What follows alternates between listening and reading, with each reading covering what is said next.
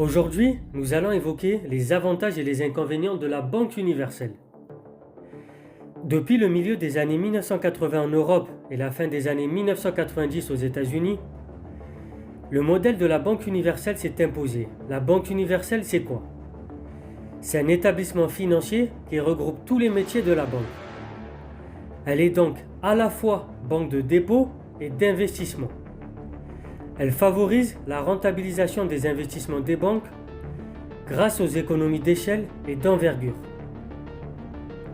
Les investissements en immobilier ou en informatique, par exemple, sont amortis par un volume accru d'opérations.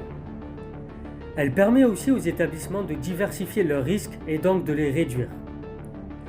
Ce modèle de banque est cependant remis en question depuis la crise bancaire de 2008.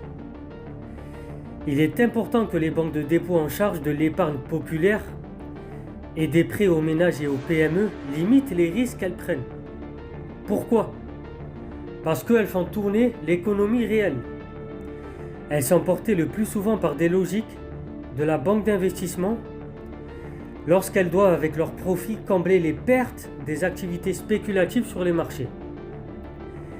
Elles sont alors amenées, comme cela s'est produit avec les subprimes aux États-Unis, à prendre plus de risques dans les crédits accordés.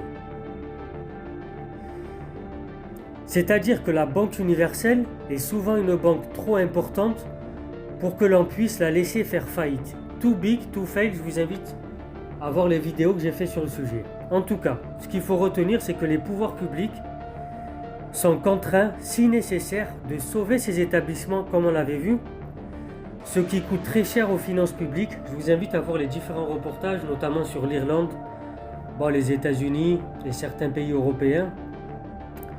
Bien évidemment, on reviendra dans une vidéo spécifique sur Lehman Brothers. C'était Sosolintello. Abonnez-vous, partagez, likez, très chers citoyens éclairés tous les jours à 13h pour les vidéos d'économie.